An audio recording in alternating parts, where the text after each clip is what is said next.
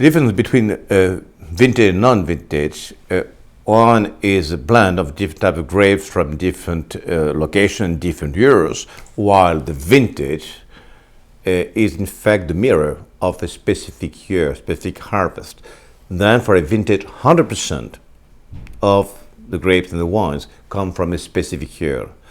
So the vintage will reflect not only the style of the company, but will also reflect the specificity of a year, and not two vintage years are born equal.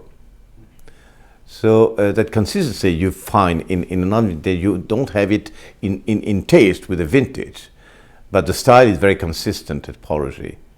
But the flavor is different with each vintage. That's why it makes the tasting of vintage so captivating and fascinating, because each time is slightly different. So we only reserve our declaration for a vintage on years when all the critical climatic viticultural elements come together.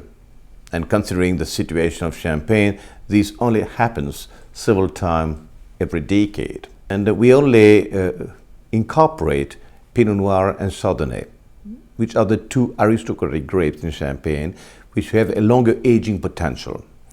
And our vintage are built to age longer.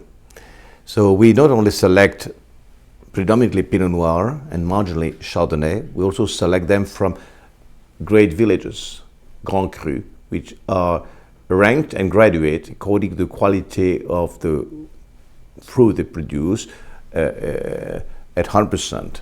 And then you've got Premier Cru, a bit like in Burgundy, and Burgundy is between 99 and 90. And then you've got other cru. So for us, we really select the best from the best, and more specifically the pressing, first pressing.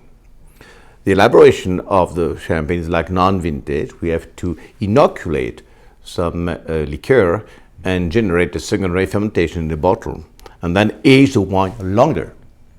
The non-vintage will age 3 years. The vintage wine should be aged over 5 to 6 years for Paul Roger.